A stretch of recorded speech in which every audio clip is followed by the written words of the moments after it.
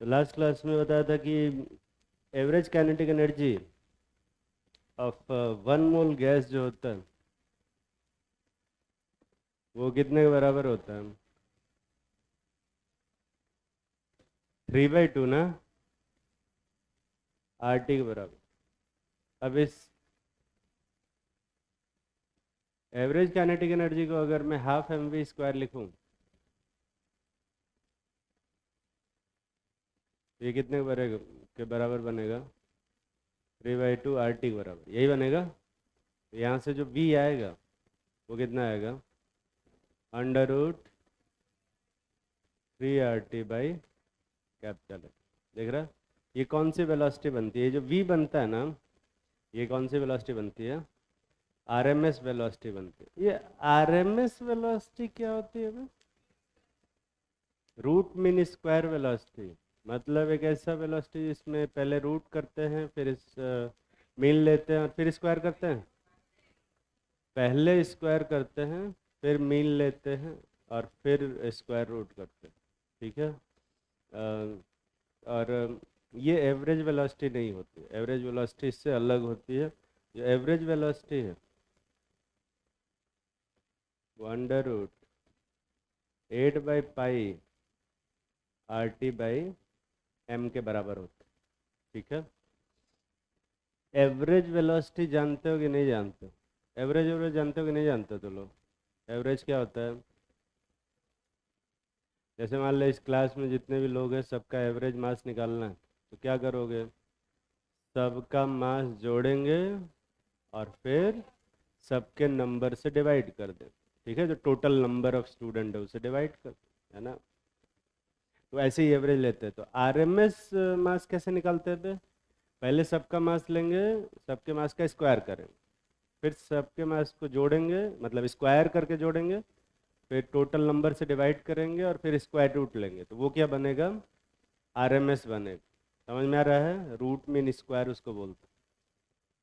कौन ज़्यादा है, आरएमएस ज़्यादा है कि एवरेज? हाँ, अगर तुम्हें नंबर समझ में आते हैं और तुम्हें पता चलता है कि 3 और मतलब ये सब नंबर समझ में आते हैं, तो तुम्हें समझ में आना चाहिए कौन बड़ा हो। शुक्र है तो उसके 2 सीट पीछे। तो इन दोनों में से कौन बड़ा है, समझ में आ रहा है? क्या? आरएमएस ज़्यादा बड़ा है? कैसे? आरएमएस कैसे बड़ा है?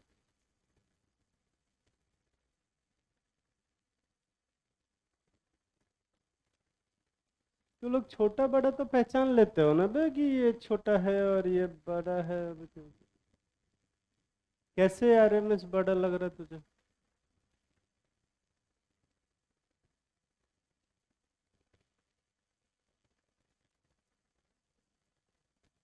कोई आंसर ही नहीं। बैठ जा, बैठ जा, बैठ जा, बैठ। 3 बड़ा होता है कि 8/पाई? 3 बड़ा होता है। 8 और पाई की वैल्यू अगर तुम्हें पता है तो डिवाइड करोगे तो वो 3 से बड़ा ही आएगा। सॉरी, 3 उससे बड़ा ही आएगा। तो मतलब कौन बड़ा होगा? आरएमएस वेलोसिटी क्या होगी? ज़्यादा होती है किसी भी गैस की। ठीक है। तो गैस के मॉलिक्यूल किस वेलोसिटी से मूव करते हैं? आरएमएस वेलोसिटी से या एवरेज वेलोसिटी से? हाँ, वो किसी वेलोसिटी से मूव नहीं करते। वो तो अपनी अपनी सबकी अलग वेलोसिटी होती है। आरएमएस वेलोसिटी से थोड़े मूव करेंगे। गैस सभी अलग अलग वेलोसिटी से मूव करते हैं, है ना? आरएमएस वेलोसिटी अलग होती है और एवरेज वेलोसिटी अलग होती है। अगर इस क्लास के सभी लोगों के मास को जोड़ के और इस क्लास के सभी जितने भी लोग हैं उनके नंबर से डिवाइड कर दें तो उसको एवरेज मास बोलेंगे। ठीक है। मान लेते हैं कि वो आता है 55 और इस क्लास के जितने भी लोग हैं उन सबका मास का स्क्वायर करें और फिर एवरेज लेके स्क्वायर रूट लें, तो मान लें कि वो आता है 56। तो ये क्या बनेगा? हमारा एवरेज मास। और ये क्या बनेगा? आरएमएस मास। तो इस क्लास के सभी लोगों का मास किसके बराबर होगा? एवरेज मास के बराबर कि आरएमएस मास के बराबर? वो तो सबका अलग अलग होगा, वो किसी के बराबर थोड़े होता है ना। तो गैस के मॉलिक्यूल किस वेलोसिटी से मूव करते हैं, वो तो सबका अलग अलग होता है। समझ में आता है आपको?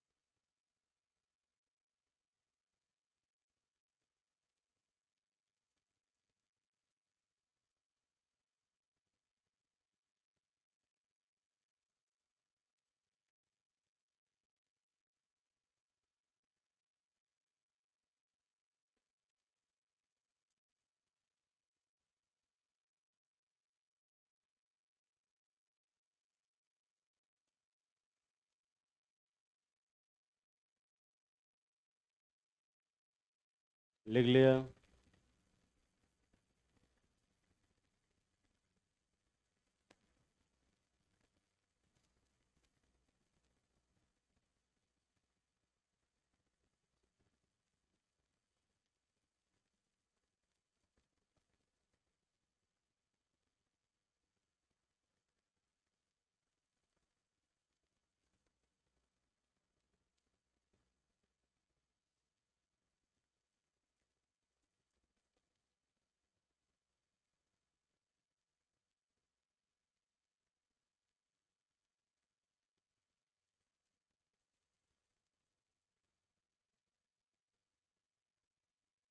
लिखो,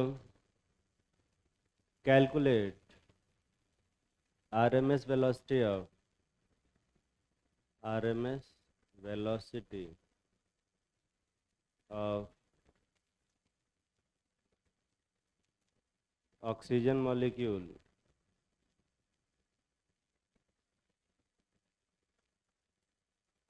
at 27 degree centigrade,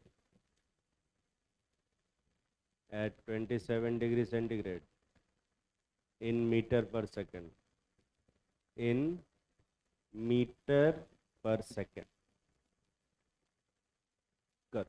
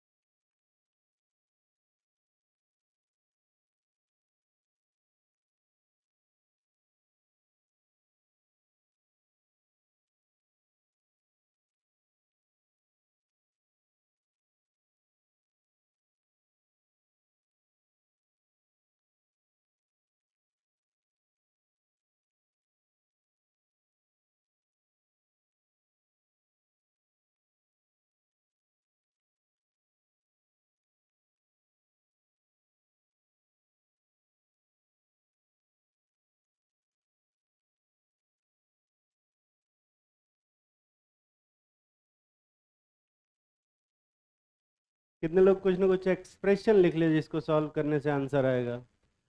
चलो देखते हैं। तो फॉर्मूला यहाँ सीधा सीधा लिखा हुआ है, बस फॉर्मूले में वैल्यू रखना। तो अंडर रूट ऑफ 3, आर की वैल्यू कितनी रखे हो? हाँ, 0821 इंटू टेम्परेचर कितना रखे हो मैम? 300 बाई क्या? 32, 16, 32। ये आंसर है। ये एक्सप्रेशन कितने लोग एटलीस्ट सही से लिख पाए थे? गलत। अब अगर तुम इसको ध्यान से देखोगे तो जो जो यूनिट है किसमें पूछा गया है? Metre per second. तो यहाँ जो यूनिट रखना चाहिए वो किस में रखना चाहिए बे? एसआई सिस्टम में ही रखना चाहिए था वो। ये सब क्या एसआई सिस्टम है क्या? और मैं ऐसा करता हूँ, तुम इसको रख के देखो, है ना, ऐसे। ये किस में है? एटीएम, लीटर, और नीचे नीचे जो इसका यूनिट आएगा वो क्या आएगा? पर मोल पर केल्विन, यही है ना? और ये ऊपर टेम्परेचर किस में है? 300 केल्विन। और नीचे ये किस में आएगा? 32 ग्राम पर मोल, यही आ रहा है। अब ध्यान से देख, ये जो केल्विन है वो केल्विन से कैंसिल हो जा रहा है, मोल भी मोल से कैंसिल हो रहा है। पर क्या वो एटीएम लीटर ग्राम से कैंसिल हो रहा है क्या? अरे हो रहा है कि नहीं हो रहा है? तो ये रूट में ये सब कुछ लेके मीटर पर सेकंड आएगा? बिल्कुल नहीं आएगा। यूनिट का ख्याल रखना बहुत जरूरी है। ध्यान से देख, इसको रखेंगे 3 × 8.314 जूल पर केल्विन पर मोल इंटू 300 केल्विन बाई नीचे क्या लिखोगे? 32 ग्राम पर मोल, यही आ रहा है?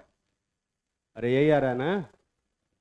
देखो, मोल से मोल कैंसिल हो रहा है, केल्विन से केल्विन भी कैंसिल हो रहा है, पर ये ग्राम में है। ग्राम कौन सा यूनिट है बे?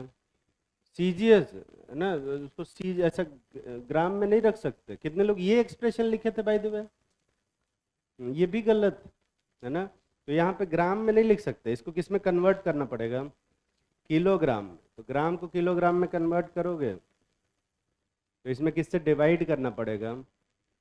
1000 से डिवाइड करना पड़ेगा नीचे, ठीक है? तो ये 1000 किधर चला जाएगा? ऑब्वियसली ऊपर चला जाएगा। अब ये देख, जूल डिवाइडेड बाई क्या आ रहा है?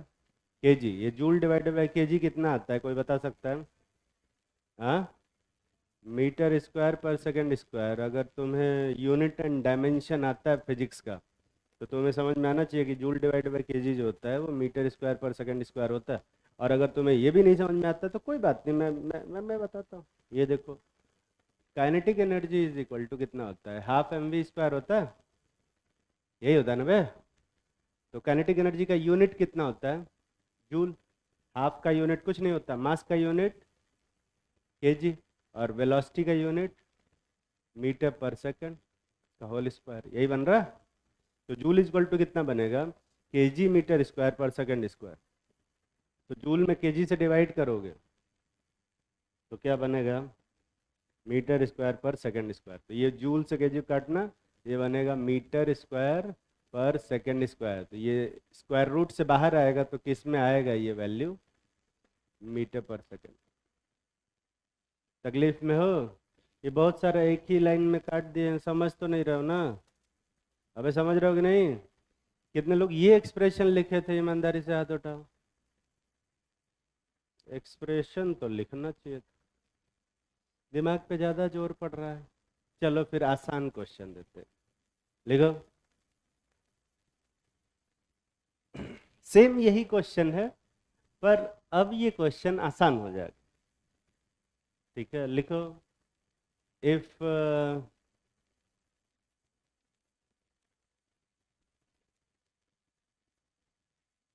RMS velocity of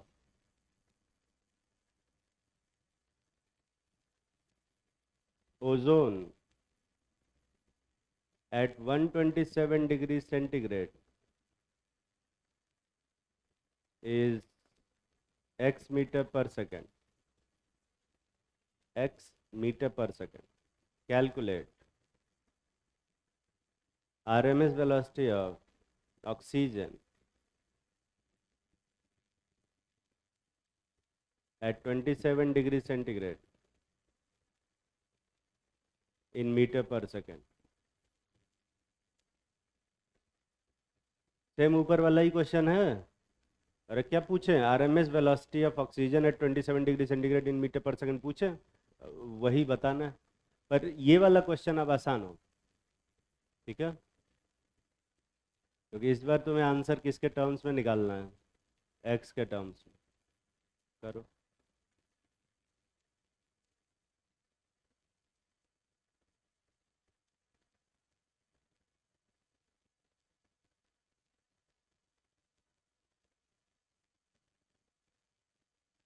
same temperature, question लिखवा है इंग्लिश में, सेम टेम्परेचर नहीं, टेम्परेचर भी लिखा हुआ है।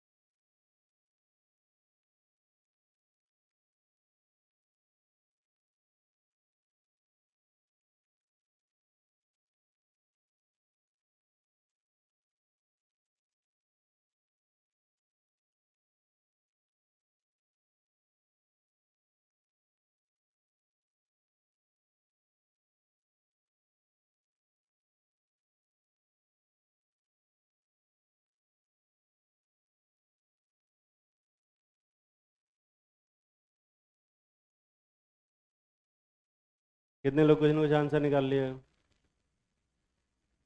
अब ये मत कहना सर सेम आंसर है, सेम आंसर नहीं है।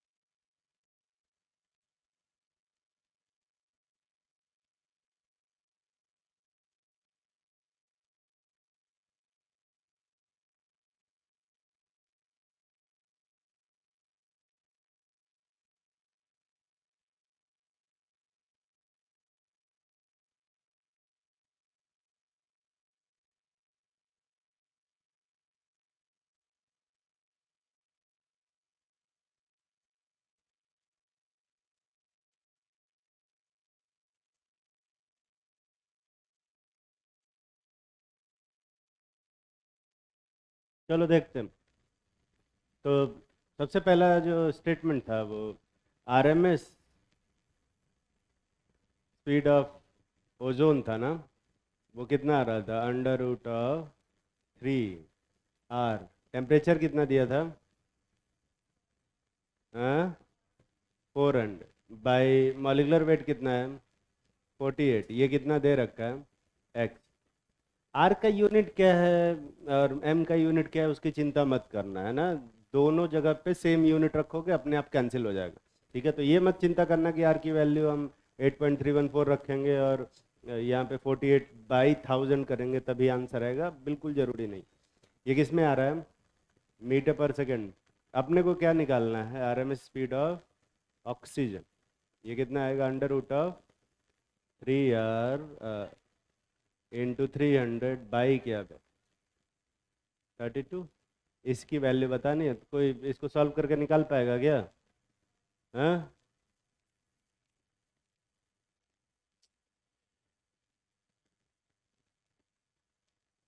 डिवाइड कर दो, तो ये डिवाइड करोगे तो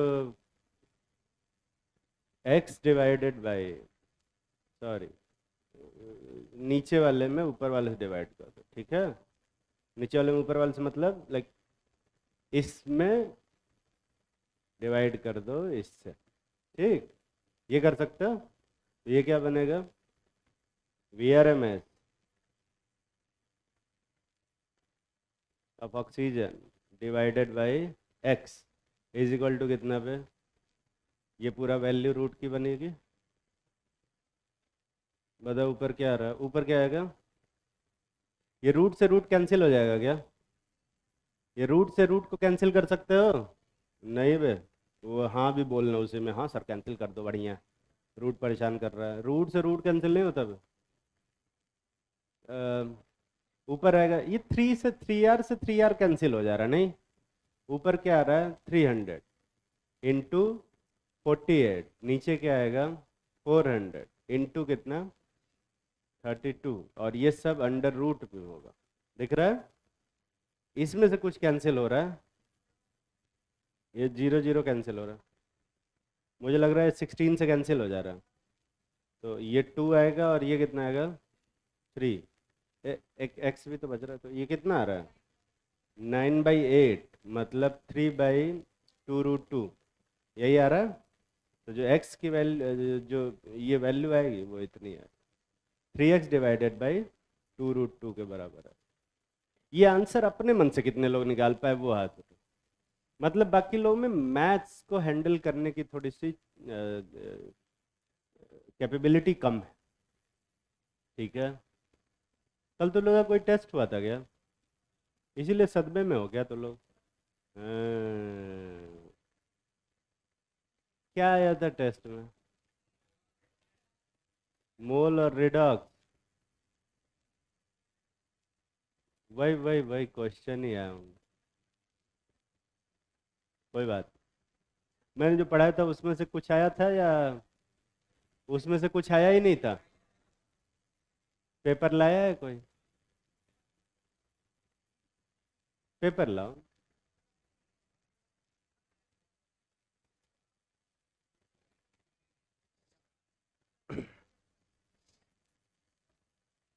तो जैसा कि मैंने कहा था कि पेपर को सॉल्व करने के लिए, पेपर जब हो जाए तो उसके बाद पेपर को सॉल्व किया करो एक बार फिर से, है ना।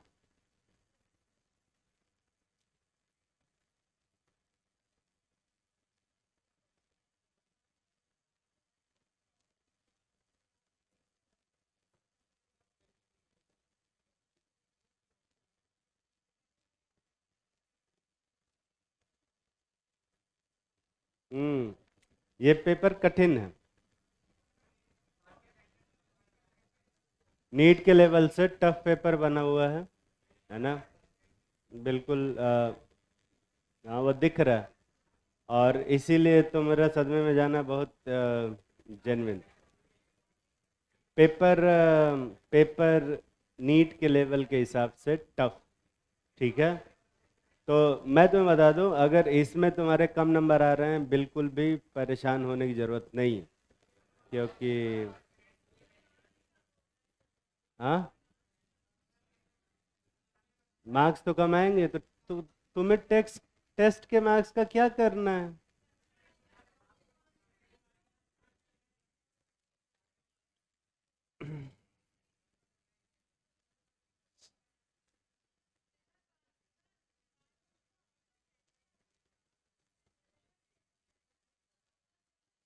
ये कौन पेपर बना के दिया यार तुम लोग का? अच्छा, ये माइल स्टोन था ना? माइल स्टोन पेपर मेरे पास नहीं, वेरिफिकेशन के लिए तो मेरे पास नहीं आता।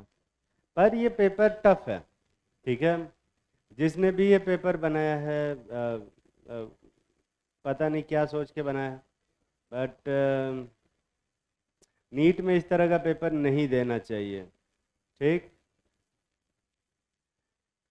पर ऐसा नहीं है कि इसको किया नहीं जा सकता। पेपर टफ है और लेंदी भी हो सकता है कुछ लोगों के लिए, है ना?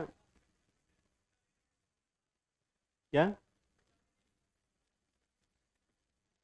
उस टाइम पे नहीं होगा, घर पे जाके करोगे तो जरूर हो जाएगा। देखो, मैं तुम्हें एक चीज बता देता हूँ। टेस्ट पेपर को as a test paper solve मत किया करो, है ना?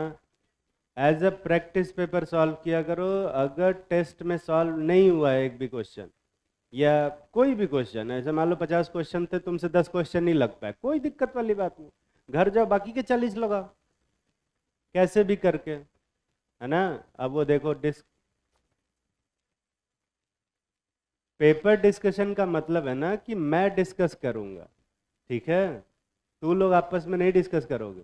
तो खड़ा हो गया, अबे खड़ा हो जा, बहुत बड़े वाल, खड़ा हो जा, खड़ा हो जा।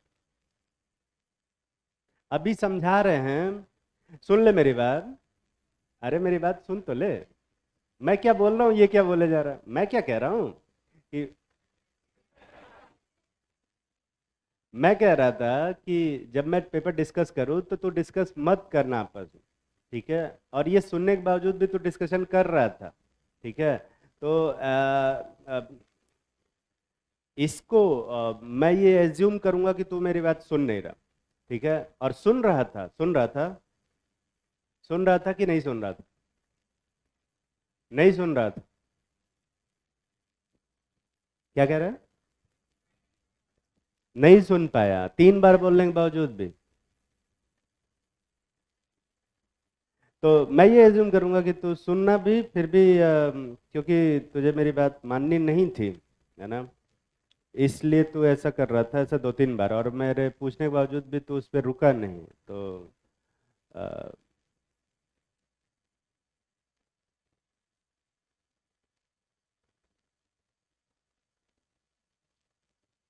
अब खैर, इसके लिए वैसे तो क्लास से बाहर निकाल देना चाहिए था तुझे, बिना सोचे ही मुझे। पर ठीक है, बैठ जा। नेक्स्ट टाइम से करेगा तो उठा के फेंक देंगे, ठीक है।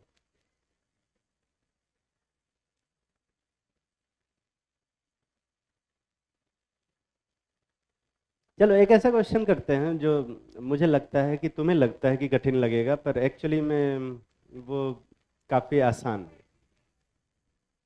पहला ही क्वेश्चन, रुक जाओ। क्वेश्चन नंबर 52 देखते हैं।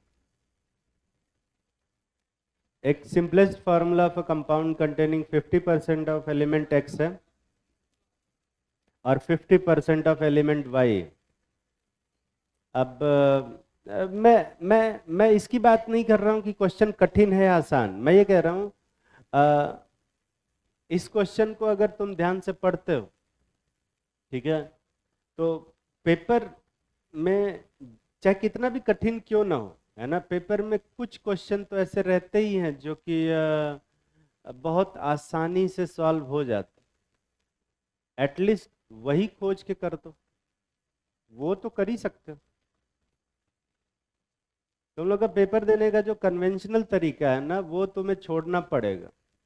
ज्यादातर लोग किस तरह से पेपर को सॉल्व करते हैं?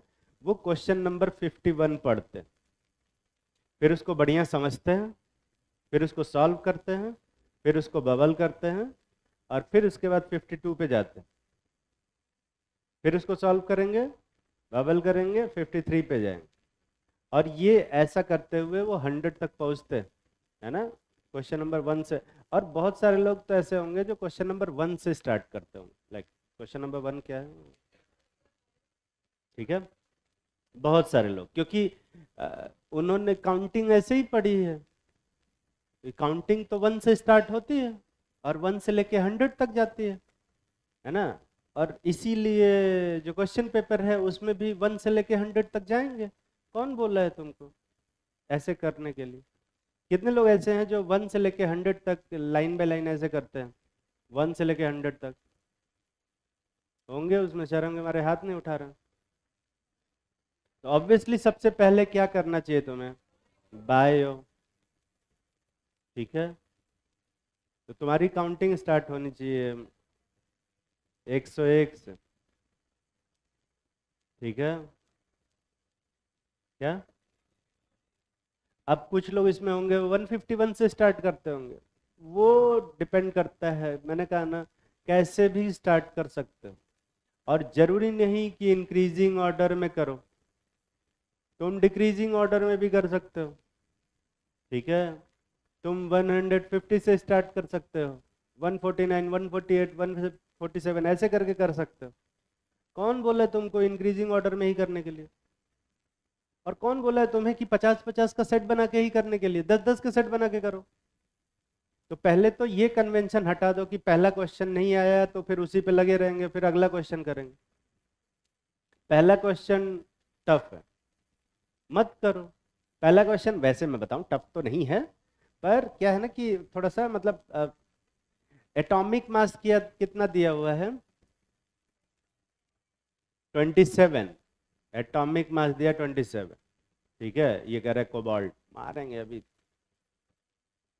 वैसे तुम्हें इसका फॉर्मूला जानने की जरूरत नहीं है कि एल्यूमिनियम में, है ना।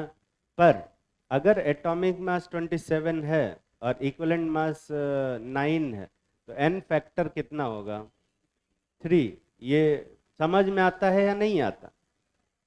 और एन फैक्टर अगर 3 है तो इसका मतलब कि उस पर कितना इलेक्ट्रॉन लूज किया होगा, 3 इलेक्ट्रॉन, +3 उस पर चार्ज आएगा।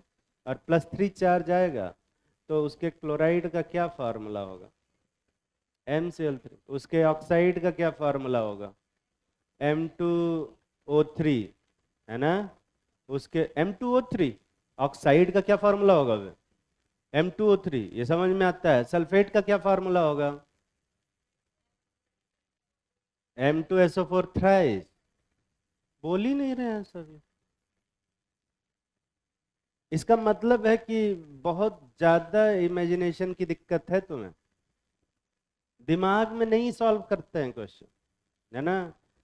जरूरी है कि उसके लिए पेन चलाया ही जाए। तो अगर इक्विवेलेंट वेट तुम्हारा 9 है और मॉलिक्यूलर वेट 27 है, एन फैक्टर ऑब्वियसली 3 आएगा यार।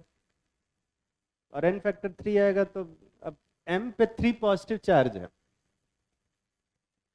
पहले तो सदमे से बाहर निकलो, फिर बात करेंगे उसके बाद। तो अगर और मैंने इसका और मैंने इसको बताया हुआ है कि इसको कैसे फॉर्मूला बनाते हैं। तो अगर क्लोराइड रहेगा तो इसके साथ कितने क्लोरीन लगेंगे, 3। ब्रोमाइड रहेगा तो कितने ब्रोमीन लगेंगे, 3 फिर से।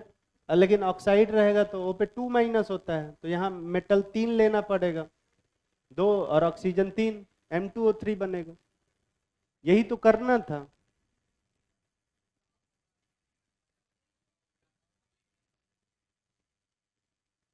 मैं बताता हूं तो इसलिए जल्दी से हो जाता है क्योंकि, और तुम करते हो तो नहीं सॉल्व होता है। उसका एक रीजन है बहुत जेन्युइन, क्योंकि जब मैं बता रहा होता हूँ तब तुम खाली सुन रहे हो, है ना, और उसको छाप रहे होते हो। तुम खाली वो क्वेश्चन कर रहे होते हो, है ना, तुम उसके साथ का कोई क्वेश्चन नहीं कर रहे हो। ज्यादातर लोगों को जब मैंने कहा कि मेटल क्लोराइड का क्या फार्मूला होगा, MCl3, तो इसके बाद ही इन लोगों का क्वेश्चन खत्म हो गया, इस क्वेश्चन पर डिस्कशन खत्म हो गया। और इसीलिए जैसे ही मैंने पूछा कि ऑक्साइड का क्या फार्मूला होगा तो किसी ने आंसर नहीं दिया, क्योंकि ज्यादातर लोगों का फोकस कहाँ है, इस क्वेश्चन के, इस टेस्ट पेपर के इस क्वेश्चन के आंसर पे, सीखने पे है ही नहीं। नंबर लाने फोकस करोगे तो फिर नंबर ही ला पाओगे, और शायद कुछ पेपर में वो भी ना ला पाओ। सीखने फोकस करोगे तो कहीं भी नंबर आ जाएगा, किसी भी पेपर में। अभी यही पेपर मैं दोबारा बना के दे दूंगा ना, यही पेपर सेम क्वेश्चन थोड़ा सा चेंज करके, हल्का सा। जैसे यहाँ क्लोराइड का फॉर्मूला पूछा है, मैं यही सल्फेट का फॉर्मूला पूछ दूंगा। अगले वाले में ये एक्स और वाई का 50-50% दे रखा है, इसको 60-40% कर दूंगा। नहीं कर पाओगे सेम क्वेश्चन। क्यों? क्योंकि ये अभी जब मैं डिस्कशन करूंगा ना, तो ज्यादातर लोगों का फोकस सिर्फ किस पे रहेगा, इस क्वेश्चन का आंसर क्या, आंसर मिल गया बस। क्योंकि ये बायोलॉजी नहीं है कि तुम्हें आंसर मिल गया और बस तुम्हारे पास नॉलेज आ गई। केमिस्ट्री में तुम्हें प्रोसेस जानना होता है, प्रोसेस पे किसी का ध्यान ही नहीं जाता। ज्यादातर लोग, सबका दिमाग सिर्फ और सिर्फ आंसर पे होता है। सबके दिमाग में बस ये चल रहा होता है कि भाई पेपर का डिस्कशन का मतलब कि हमको आंसर बताइए, हम घर जाएं। आंसर बता देंगे, कोई दिक्कत नहीं, आंसर तो मिल ही जाता है। पर वही क्वेश्चन अगले पेपर में आएगा, नहीं कर पाओगे। ठीक है, पेपर डिस्कशन का मतलब होता है कि खाली उस क्वेश्चन का आंसर नहीं जानना है, ऐसे आने वाले हर एक क्वेश्चन का आंसर जानना है। और ऐसा नहीं कि ये क्वेश्चन कभी तुम्हारी जिंदगी में नहीं आया होगा। क्या मैंने कभी जिंदगी में एन फैक्टर नहीं निकलवाया तुम लोगों से? क्या कभी molecular weight divide by N factor करके इक्विवेलेंट वेट नहीं पूछा है? और अगर तुम्हें पता है कि चार्ज एम पे इतना होगा, तो क्लोराइड का क्या फॉर्मूला होगा, ये बताना पड़ेगा? बिल्कुल नहीं। Question number 52। दो कंपाउंड है, एक कंपाउंड है उसमें एक एलिमेंट एक्स है और ये वाई है, और दोनों का वेट में किसका वेट ज्यादा है? दोनों का बराबर वेट। ठीक है, 50-50 दे रखा है ना। पर मॉलिक्यूलर वेट दोनों का बराबर नहीं है। एक्स का मॉलिक्यूलर वेट कितना है, एटॉमिक वेट कितना है, 10, और वाई का 20। तो अगर वेट बराबर है, मान ले डब्लू, तो इसका मोल कितना होगा और इसका मोल कितना होगा? तो किसका मोल ज्यादा है? अब ये बराबर बोल रहे हैं उसी में से। तो तुमको W/10 और W/20 में से कौन बड़ा है ये पता नहीं चल रहा है? कौन बड़ा है फिर? कितना? डबल है ना। इसका मतलब कि ये ज्यादा होगा, X2Y उसका फॉर्मूला। कठिन क्वेश्चन है। एक और देख लेते हैं, 53। कर रहे हैं। 14 ग्राम ऑफ एलिमेंट एक्स है combine with 16 gram of oxygen. On the basis of this information which of the following is correct statement? ठीक।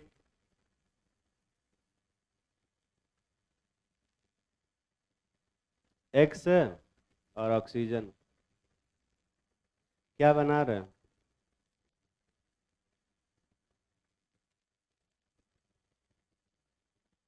अलग अलग चीजें बना रहे हैं। तो पहले वाले क्वेश्चन में 100 बना है, ये कितना ग्राम? 14 ग्राम, और ये कितना है? 16 ग्राम। ये बताओ कि बैलेंस कर लो पहले। ये बैलेंस हुआ? नहीं। ये बैलेंस हुआ ना बे?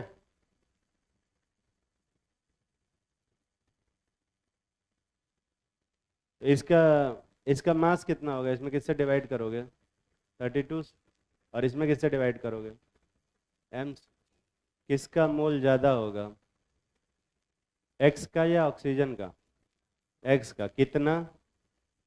डबल। तो इसका मतलब कि अगर मैं इसके मोल में डबल कर दूं, तो ये इसके बराबर आएगा। यही आएगा ना बे? अरे यही आएगा। किसका डबल करेंगे? ऑक्सीजन के मॉलिक्यूल को अगर मैं 2 से मल्टीप्लाई कर दूं ऑक्सीजन के मोल को, तो वो एक्स के मोल के बराबर आ जाएगा। उल्टा कर रहा हूँ। हम्म।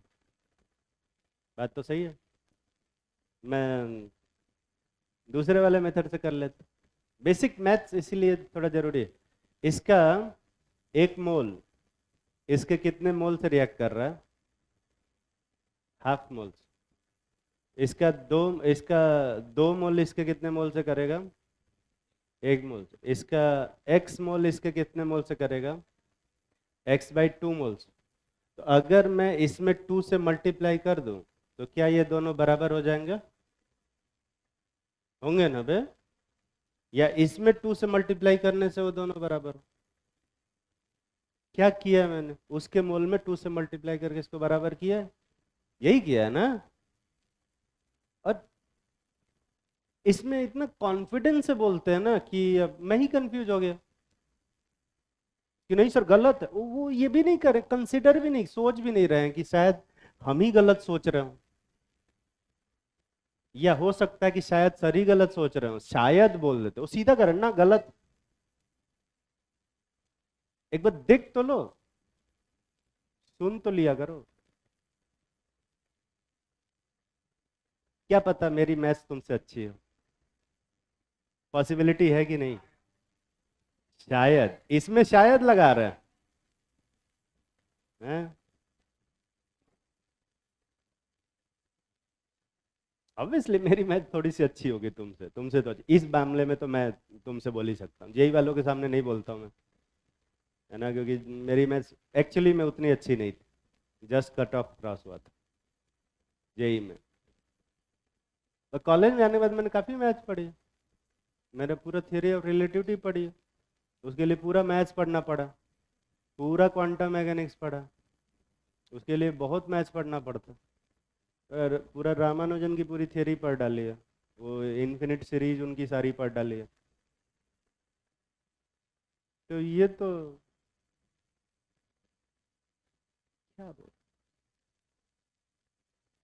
इसमें भी अब इतना मैथ्स पढ़ने के बावजूद भी मुझे ऐसे कह देते गलत है सीधा। अबे देख ले भाई।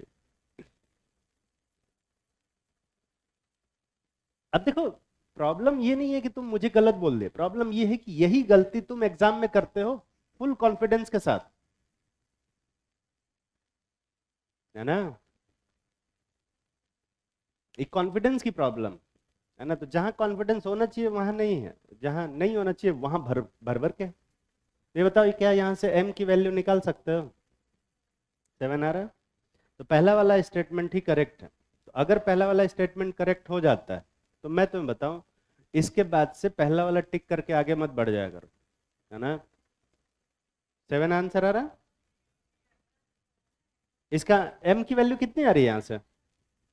7 कौन बोला है फिर? मैंने 7 बोला ही नहीं, तूने बोला। यही कॉन्फिडेंस। m की वैल्यू बताओ यहाँ पे कितना आ रहा है? 14 आ रहा है, दिख रहा है यार यहाँ पे तो 14। 7 पता नहीं कैसे बता रहा है। एलिमेंट एक्स से देखो, अब ये लेंदी क्वेश्चन। एलिमेंट एक्स से अगर ये बना रहा है x2o, अगर x2o बनाता, चलो ये तो गलत हो गया, सॉरी, x2o होता तो क्या फॉर्मूला बनता बे? यहाँ 2 और यहाँ 1/2, यही बनता ना। अब ये दोनों में से कौन ज्यादा होता है? एक्स के मोल ज्यादा होते हैं ऑक्सीजन के मोल? एक्स के कितने? 4 टाइम। मतलब यहाँ पे किससे मल्टीप्लाई करेंगे? 4 से, तब जाके बराबर होगा। ये भी गलत है, यहाँ 4 से मल्टीप्लाई करना चाहिए। अरे बोलना, ये सही है ना? सॉल्व करके m की वैल्यू बताओ कितना आ रहा है। तो अगर अगर तुम्हें समझ में आ रहा है कि पिछले वाले में 14 आया था, तो इस वाले में 14 से ज्यादा आएगा, कम आएगा बे? 7 आएगा। तो इसमें कितना आ रहा है? 14 दिया, गलत है ऑब्वियसली। x2 रख के देखते हैं। अरे तो ये सी वाला ऑप्शन क्या हो जाएगा? करेक्ट हो जाएगा। ठीक है। Question number 54।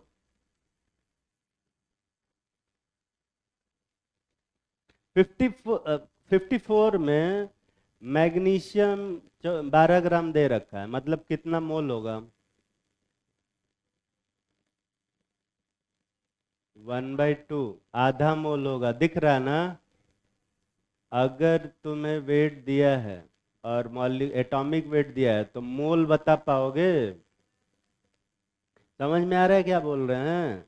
कुछ लोगों के ना समझ में नहीं आता कि ग्राम दिया है, क्या बोल रहे हैं, कह रहे हैं वेट दिया है, मोल निकाल पाएंगे कि नहीं निकाल पाएंगे। कुछ लोगों को दिमाग में ना कुछ हवा ही नहीं लगती कि क्या चल रहा है यहाँ पे। 12 ग्राम का मतलब कितना मोल हुआ? आधा। और आधा मोल का मतलब कितना इक्विवेलेंट हुआ? तो कहेंगे और ये क्या पूछ दिया, कोई बात नहीं। इस क्वेश्चन को करने का दो तरीका है। या तो तुम मोल कॉन्सेप्ट से करो, और या फिर किससे करोगे? Equivalent concept. और तुम्हें पता है कि मैग्नीशियम जब HCl से रिएक्ट करता है तो क्या बनाता है? यही बनाता है। एक मोल मैग्नीशियम से कितना मोल हाइड्रोजन बन रहा है? एक। तो आधा मोल से कितना बनेगा? आधा। ये लिखने की भी जरूरत नहीं थी वैसे। ठीक है। क्या इक्विवेलेंस से कैसे करेंगे? तो HCl मैग्नीशियम का मोल कितना दिया है? आधा। तो मैग्नीशियम का ग्राम इक्विवेलेंट कितना होगा? एक। तो हाइड्रोजन का भी ग्राम इक्विवेलेंट कितना होगा? एक। तो हाइड्रोजन का मोल कितना होगा? आधा। ऊपर से गया। हाँ, तो रहने दो, फिर मोल कॉन्सेप्ट से करना। Question number 55, the percentage of oxygen in NaOH। कभी जिंदगी में कराया है ऐसा क्वेश्चन? हाँ।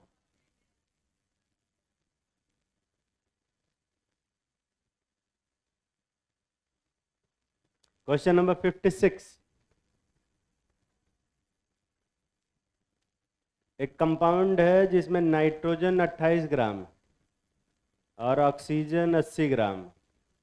तो फॉर्मूला ऑफ द कंपाउंड क्या होगा? हम बताएंगे भाई। N2O5। दिख रहा है? तुम्हें बस कुछ नहीं करना है इसमें। 28 में 14 से और 18 में 16 से डिवाइड करना। कठिन था? ये कितने लोग सही से कर पाए अपने मन से? इसमें भी सब हाथ नहीं उठाए। सुबह पढ़ लिया होता क्वेश्चन कम से कम। एक कंपाउंड, एक सोल्यूशन है जिसकी डेंसिटी दे रखा है, मोलैलिटी। और मोलैलिटी पूछा है, क्या भी ऐसा क्वेश्चन कराएं क्लास में कि मोल एक कंसंट्रेशन टर्म दिया और दूसरा कंसंट्रेशन टर्म पूछा हो? कराया कि नहीं कराया? चलो एक चीज मैं तुम्हें बता देता हूँ। मोलैलिटी और मोलैरिटी एक ही होता है कि अलग अलग? अलग अलग। ठीक है, ये तो मालूम है ना। इसका मतलब अगर 1 मोलर सोल्यूशन दे रखा तो जो मोलैलिटी होगी वो 1 के ही आसपास होगी, पर 1 नहीं होगी। है ना बे? समझ में आता है? और ऐसा कौन सा ऑप्शन है जो 1 के आसपास है पर 1 नहीं है?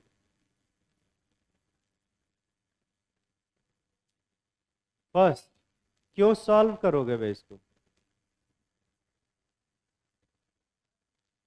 अरे नहीं, डेंसिटी तो अलग दे रखा है ना। ओके, 505 दे रखा है तो, और NaCl है तो इसमें तो मोलैलिटी और मोलैलिटी एक ही आएगी। First second option.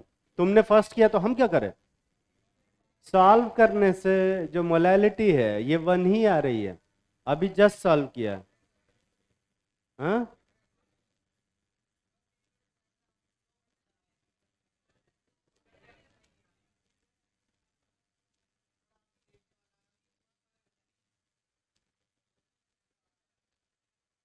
वैसे देखो, मतलब वैसे तुक्का मारना हो तो पहला वाला ऑप्शन सही है, लेकिन लेकिन लेकिन सॉल्व करने से दिख रहा है कि यार सेकंड ऑप्शन आएगा।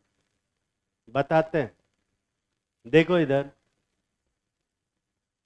1 लीटर सोल्यूशन है तो इसमें कितना मोल NaCl होगा?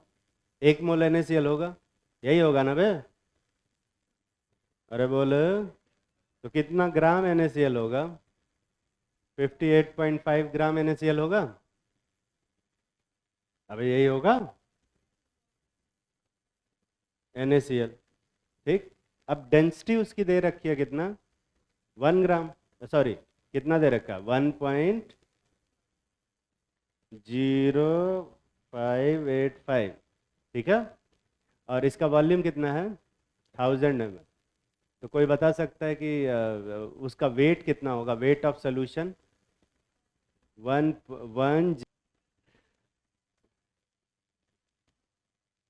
58।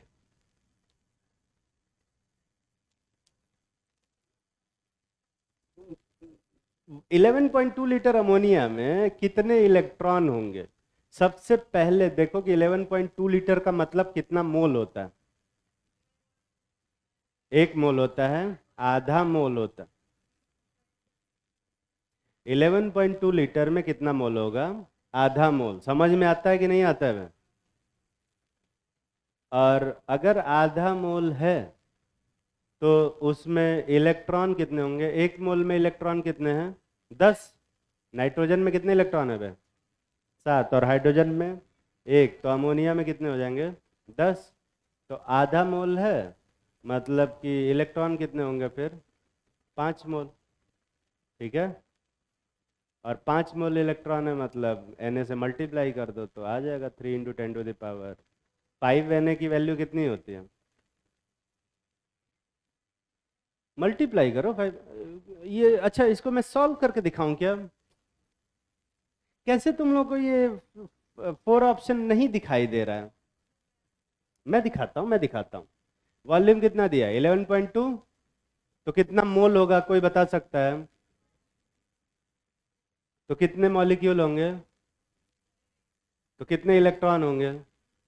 10। और ये वैल्यू 4 के अलावा और कुछ हो ही नहीं सकता। Na की वैल्यू कितनी है?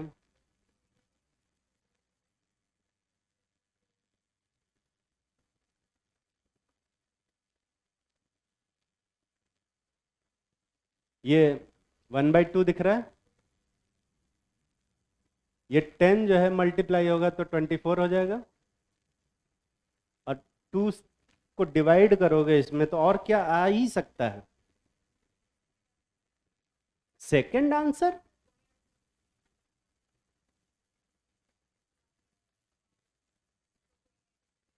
इतना गलत कैसे कर सकते हो? 10 का मल्टीप्लाई करना है तो 10 का डिवाइड कर दे रहे हैं, 2 का डिवाइड करना है 2 का मल्टीप्लाई कर दे रहे हैं भैया।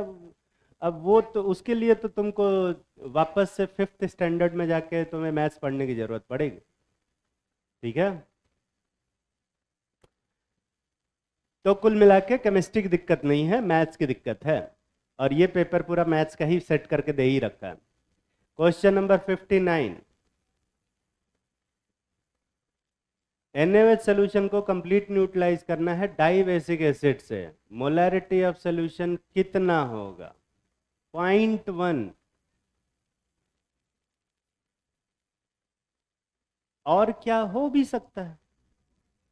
0.1 के अलावा और कोई ऑप्शन ही नहीं हो सकता।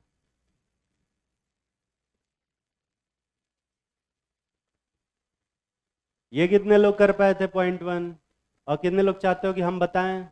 फिर से क्वेश्चन की चिंता नहीं कर रहे हैं लोग, बस आंसर की चिंता कर रहे हैं कि हमको आंसर बता दीजिए हम घर जाएं। तो इसका 0.1 आंसर होगा, तुम बिल्कुल घर जा सकते हो। हाँ, बस ये गार्ड साहब जाने नहीं देंगे। NaOH था और H2SO4। छोटा छोटा कैलकुलेशन ना, 5 × 4 4 × 5 अगर तुम तुरंत फ्रैक्शन ऑफ सेकंड में नहीं कर रहे हो तो फिर नीट में बड़ा दिक्कत होगा। NaOH का वॉल्यूम कितना दिया है? 20। और मोलैरिटी नॉर्मलिटी कितना दिया है? ये क्या आया था हमारा? मिली इक्विवेलेंट। इसका वॉल्यूम कितना दिया है? 40। मोलैरिटी कितना है? M। ये क्या आया? मिली मोल। इसमें n फैक्टर से मल्टीप्लाई कर दो। डाई बेसिक एसिड है, n फैक्टर 2 होगा। कौन ज़्यादा होगा? बराबर। तो ग्राम इक्विवेलेंट बराबर होता। बस बराबर करना था।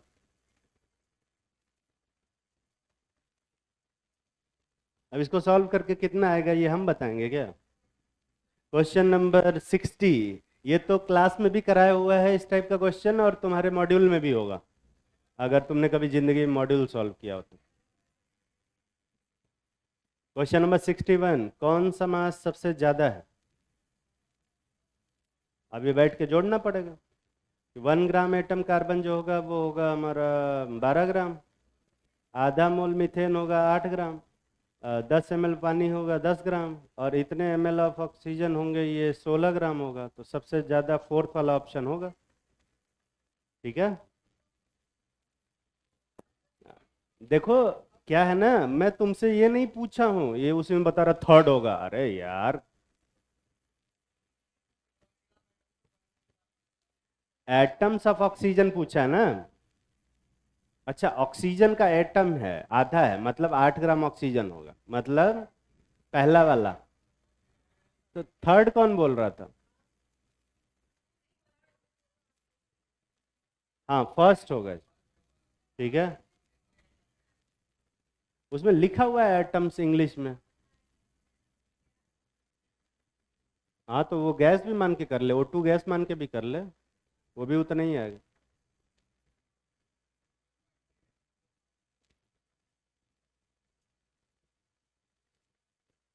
Question number 62।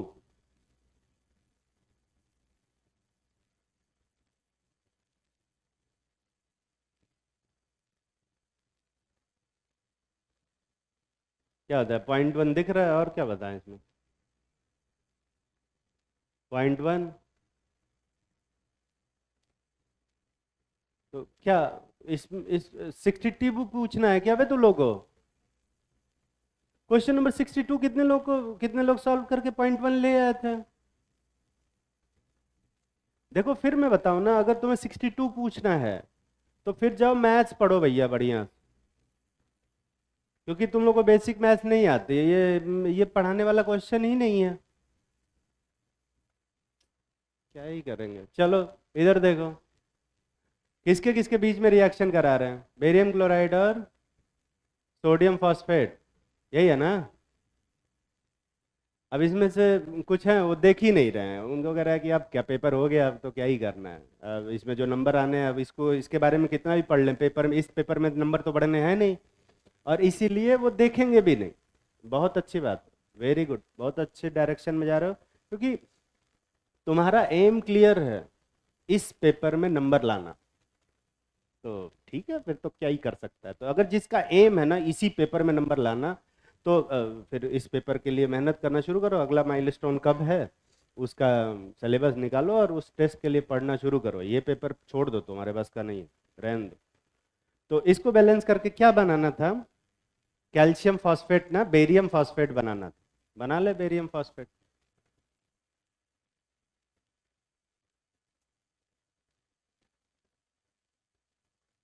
यही था ना? ऑब्वियसली बैलेंस नहीं है, और इसको बैलेंस करने के लिए ज्यादा दिमाग लगाने की भी जरूरत नहीं थी। यही था। इसका कितना मूल्य था और इसका? तो इसमें से कौन लिमिटिंग रिएजेंट है ये पता करने के लिए इसमें किससे डिवाइड करोगे? 3 से, और इसमें 2 से। कौन कम आ रहा है? .2/2 कम आ रहा है ना? और दिख रहा है कि नहीं? इसका मतलब ये है कि यही लिमिटिंग रिएजेंट है, तो इसके हिसाब से बनेगा। तो इसके 2 मोल से अगर इसका 1 मोल बनता है तो .2 मोल से कितना बनेगा? और कोई बहुत कठिन क्वेश्चन है ये तो कोई कठिन क्वेश्चन नहीं था। क्या इससे कठिन क्वेश्चन क्लास में कराया हुआ है? इससे बहुत कठिन क्वेश्चन क्लास में कराया। ये तो बस एक स्टेप है बे। मैं तो क्लास में क्या करता हूँ, इन दोनों का वेट देके इसका वेट पूछता हूँ। इसमें तो खाली मोल देके मोल पूछा।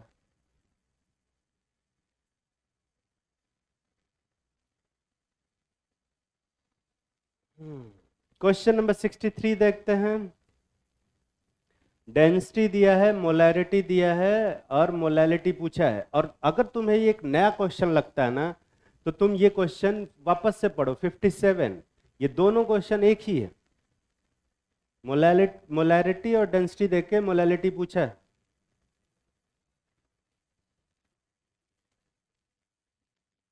और ऐसा तो नहीं क्लास में कराया नहीं कभी?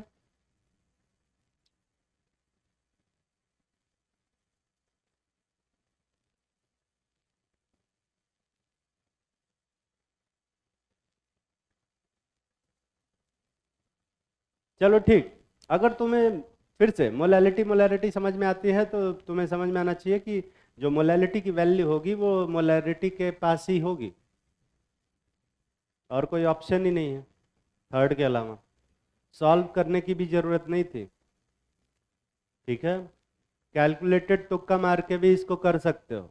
और मैं तुम्हें बताऊं, ऑप्शन एलिमिनेट करना नीट में सबसे ज़्यादा जरूरी होता है as compare to the option, सही ऑप्शन टिक करना। तो अगर थोड़ा सा भी कॉमन सेंस है तुम्हारे अंदर तो तुम्हें समझ में आना चाहिए कि मोलैरिटी और मोलैलिटी की वैल्यू ऑलमोस्ट सिमिलर होती है। और मोलैरिटी की वैल्यू अगर 2.05 है तो मोलैलिटी की वैल्यू भी 2.05 के पास ही होगी। ऐसी कौन सी वैल्यू है यहाँ पे जो मोलैलिटी 2.05 के सबसे नज़दीक है?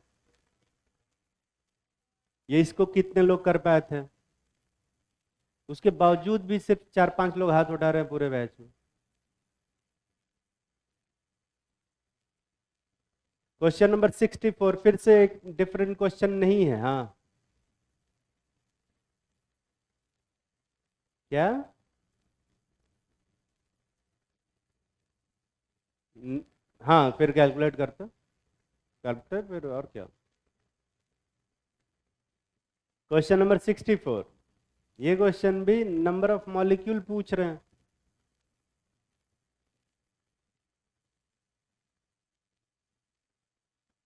पहले वाले में ही सबसे ज्यादा मॉलिक्यूल होंगे, और तो किस में ही होंगे? किस में ज्यादा है किस में कम है ये सब बताने की जरूरत है क्या? 65, how many grams of concentrated nitric acid solution will be use to prepare इतना HNO3, और परसेंटेज वेट बाय वेट भी दे रखा है। ये भी करने की जरूरत है। कितने लोग चाहते हो कि मैं बता दूं? हाथ उठाओ, इसको सॉल्व करके दिखाऊं। कोई चाहते नहीं। Oxidation number of H2SO sulphur in H2SO8 ये निकलवाया है कभी जिंदगी में मैंने? अगर तुम कितने लोग +7 निकाले हो इसको एग्जाम में? हाथ उठाओ। क्लास में कराया हुआ है, +7 नहीं आएगा, +6 आएगा। ठीक है, यही क्वेश्चन क्लास में दिया था।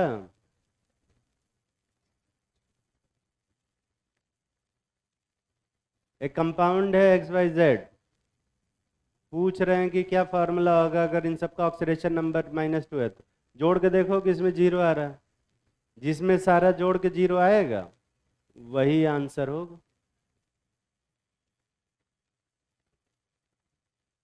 4 + 3 2 2 5 -2 है ना?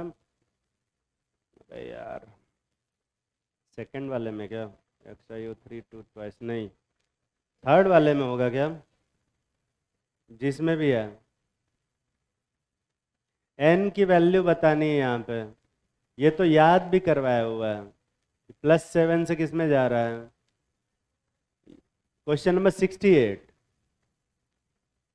5 आंसर आएगा। ये कितने लोग गलत किए कितने लोग सही किए वो हाथ उठाओ, क्योंकि सही वाले कम ही हाथ उठा रहे हैं, तो बाकी लोग मतलब नहीं कर पाए या गलत कर दिए।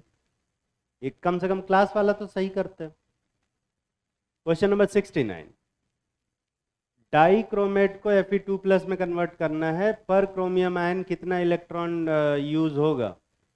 3 बताया हुआ है ये भी क्लास में कि +6 से किस में जाता है? +3 में।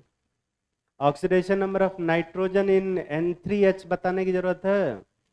-1/3। Which of the following element oxygen so positive oxidation number? Fluorine के साथ, और ये भी बताया हुआ क्लास में।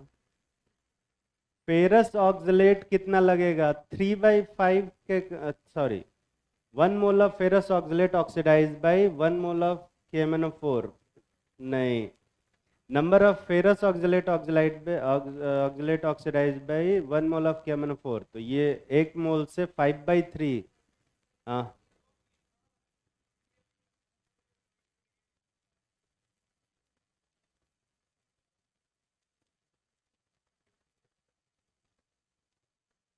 Sorry, which of in which element oxygen shows positive oxidation in its compound? Oxygen, oxygen किस में अपना पॉजिटिव ऑक्सीडेशन स्टेट शो करेगा? जब फ्लोरीन के साथ कंपाउंड बनाएगा। क्वेश्चन अंग्रेजी में लिखा है, ध्यान से पढ़ा करो। क्वेश्चन ये नहीं पूछा है कि कौन सा element positive oxidation state show करेगा। जो पूछा रहता है उसी का आंसर देना होता है, जो अपने मन से समझ में जाए वो आंसर नहीं देना होता है। यही मैं समझाते आ रहा हूं कई सालों से। क्वेश्चन नंबर 73, तुम्हें बताना है कि इसका एन फैक्टर कितना होगा।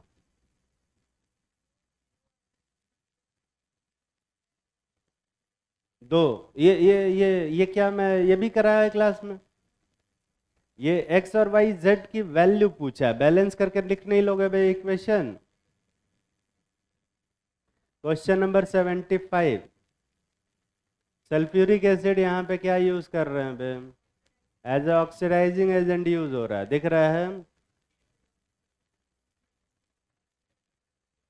और एसिडिक भी, हाँ H+ भी तो लग रहा है, तो एज ए एसिड भी यूज हो रहा है और एज ए ऑक्सीडाइजिंग एजेंट भी यूज हो रहा है।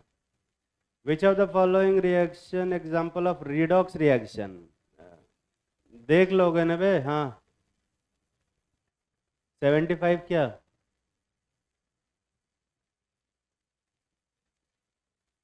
एसिड कैसे बन रहा है? अरे H+ भी तो दे रहा है ये।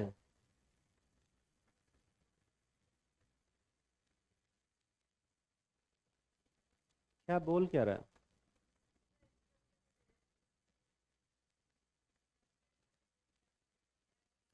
चलो ऐसा करते हैं, कॉमन सेंस लगाते हैं। वैसे तो ये क्वेश्चन का डिस्कशन मुझे करना नहीं चाहिए था, नीट के हिसाब से तुम्हें बस ये पता होना चाहिए कि एसिड भी है और ऑक्सीडाइजिंग एजेंट भी। पर तुम्हें रिडॉक्स रिएक्शन के हिसाब से पता होना चाहिए कि ग्राम इक्विवेलेंट क्या होते हैं, बराबर होते हैं सभी रिएक्टेंट के। सिल्वर का मोल कितना है? 2, है ना बे? और H2SO4 का भी मोल कितना है? 2। सिल्वर का एन फैक्टर कितना है जरा बताना? प्लस। एन फैक्टर प्लस में कहाँ आ जाता है?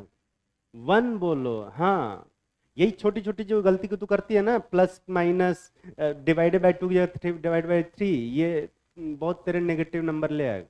आते हैं नेगेटिव तेरे, वो मुझे मालूम है, आने भी चाहिए। यही हरकत अगर इस पे तो नेगेटिव मिलेंगे ही, ऐसी हरकतों पे तो नेगेटिव ही मिलेंगे ना। तो सिल्वर का एन फैक्टर कितना है? 1। 2 कौन बोल रहा है उसी भीड़ में से यार?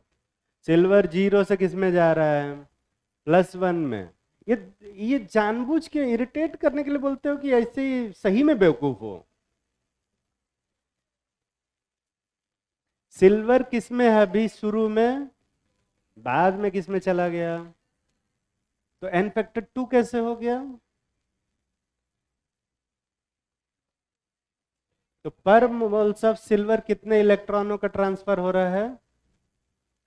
पर मोल्स ऑफ सिल्वर कितने इलेक्ट्रॉन का ट्रांसफर हो रहा है? एक। तो एन फैक्टर कितना होगा? जितना 4 मोल सिल्वर इलेक्ट्रॉन गेन करते हैं या जितना 1 मोल सिल्वर इलेक्ट्रॉन लूज करेगा? 1 मोल। तो एन फैक्टर 1 हुआ ना बे, यही तो पढ़ाया है। सिल्वर का एन फैक्टर कितना हुआ? और H2SO4 का एन फैक्टर जरा बताना। +6 से किस में जा रहा है? +4 में। तो एन फैक्टर कितना हुआ? 2। अब अगर मोल दोनों के 2 हैं और एन फैक्टर दोनों का अलग है, तो ग्राम इक्विवेलेंट बराबर हुआ कि नहीं हुआ? नहीं हुआ। इसका मतलब कि 1 मोल H2SO4 यूज हुआ है एज ऑक्सीडाइजिंग एजेंट और 1 मोल H2SO4 यूज हुआ है एज एसिड। और कोई तरीका ही नहीं हो सकता। बाकी लोगों को नहीं समझ में आएगा, चिंता मत करना। 78, 76। कौन सा इल्म से रिडॉक्स रिएक्शन है ये मैं बताऊंगा क्या? पहला वाला साफ साफ दिख रहा है, बाकी सब हाइड्रोलिसिस है। 77, एक्स और वाई की वैल्यू बतानी है इस रिडॉक्स में, बैलेंस करके देख नहीं लोगे बे? ये तो क्लास में भी कराया हुआ है, 3 और 5, ये क्लास में कराया हुआ है। लो उसमें कहेंगे पता नहीं सर कराया कि नहीं। डिस्प्रपोर्शनेशन रिएक्शन में बैलेंसिंग कराने में कराया हुआ है 2 बार वो भी।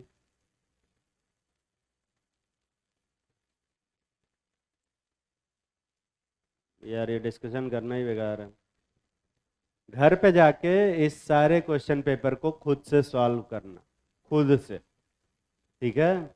अगर डिप्रेशन से बचना चाहते हो, और नहीं तो फिर इस पेपर का नंबर लेके, और मैं तुम्हें बताऊं इस क्वेश्चन को सॉल्व करने का क्या मतलब, जब भी मैं कोई कहता हूं ना कि क्वेश्चन जाके सॉल्व करना, तो उसका क्या मतलब होता है पता है? उसका मतलब यह है कि उस टाइप का दोबारा कोई क्वेश्चन आएगा तो वो भी तुमसे हो जाए। सॉल्व करने का मतलब तुम लोग ये समझते हो, ज्यादातर लोग ये समझते हैं कि खाली ये क्वेश्चन सॉल्व कर, इस क्वेश्चन का आंसर ले आता। इस क्वेश्चन का आंसर निकालने के लिए नहीं कह रहा हूं, उस जैसे हर एक क्वेश्चन का आंसर निकालने के लिए कह रहा हूं। और ऐसा क्वेश्चन सारे क्वेश्चन कराए हुए हैं क्लास में,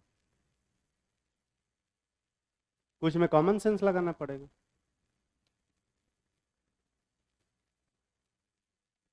समय समाप्त हो गया क्या?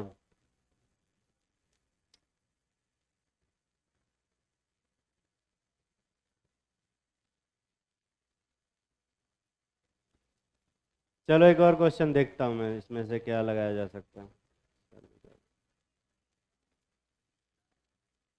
एक्सपेरिमेंटली इट इज फाउंड, 83 देखो, it is found that metal oxide has formula M98O। M98O का मतलब जानते हो क्या है? इस टाइप का क्वेश्चन कराया हुआ है। और मैंने ये भी पूछा था कि उसमें कितना M+2 है और M+3 है, ये भी बताया था। बस वहाँ 0.98 की जगह पे 0.93 होता। अब लोग क्या करेंगे, उस टाइम पे बस उस क्वेश्चन को पढ़ लिया, अब 0.98 आ गया तो वो नहीं कर पा रहे हैं, तो अब कैसे कर पाएंगे फिर एग्जाम में? मैं कह दो कि अरे सर आपने 0.98 कराया ही नहीं, मैं करा देता हूँ, 0.93 भी करा दिया और 0.98 भी करा दिया मैं, मान लो एग्जाम में 0.95 वो आया तो वो नहीं कर पाओगे, तो तुम कहोगे अरे सर 0.95 हो तो आपने करा ही नहीं था, चलो मैं वो भी करा दूं।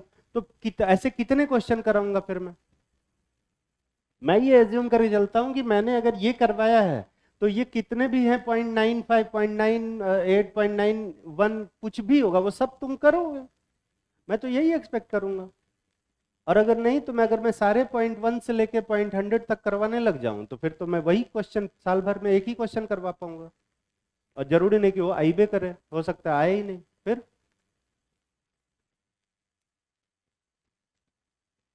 ये तो क्लास में कराया हुआ था। और इसके हिसाब से fraction of metal present and +3 oxidation state,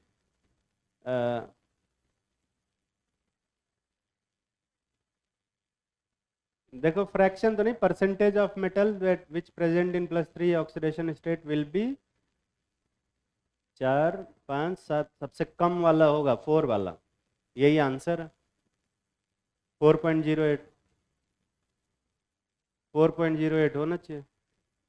अब तुम कहोगे इतना जल्दी कैसे निकालना है? वो मैं निकाल सकता हूँ यार, वो मेरा अलग कुछ प्रैक्टिस, अलग कुछ करने का तरीका है, वो तरीका मैं तुम्हें नहीं बता सकता, नहीं बता सकता, वो तुम्हें नहीं समझ में आएगा। क्या? अरे समझ ही में नहीं आएगा ना। देखो मैं ऐसा नहीं कि मैं तुम्हें बताना नहीं चाहता, मैं चाहता हूँ कि वो मेथड तुम्हें आए और उस मेथड से तुम जल्दी जल्दी सारे क्वेश्चन कर लो। ज्यादातर लोग वो मेथड के लिए, वो मेथड समझ ही नहीं पाओगे तुम। जब यूनिटरी मेथड ही ना समझ पा रहे हो तो ये कहाँ समझ पाओगे? नहीं कर पाओगे।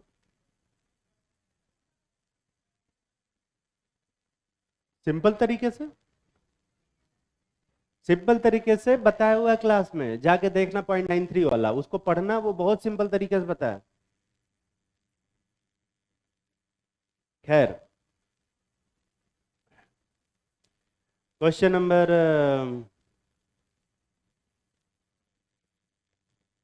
85 ये भी बताएंगे अबे। तो कौन सा 128? वो बायो में चल जाएंगे।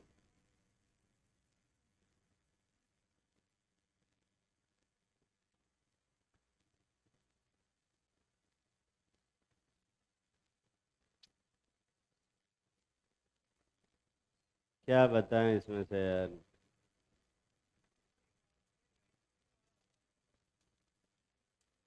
96।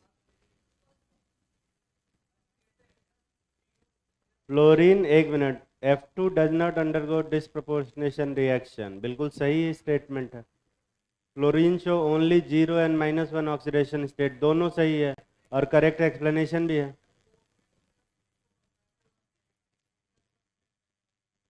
कौन कौन कौन सा कंपाउंड का नाम बता। कौन बोला?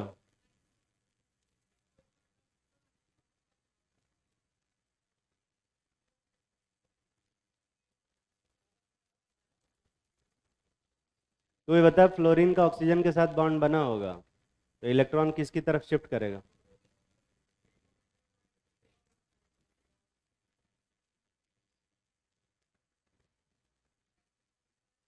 एक्सेप्शन? अभी केमिस्ट्री पढ़ना ही शुरू नहीं किया तब तक एक्सेप्शन? किसका था पेपर?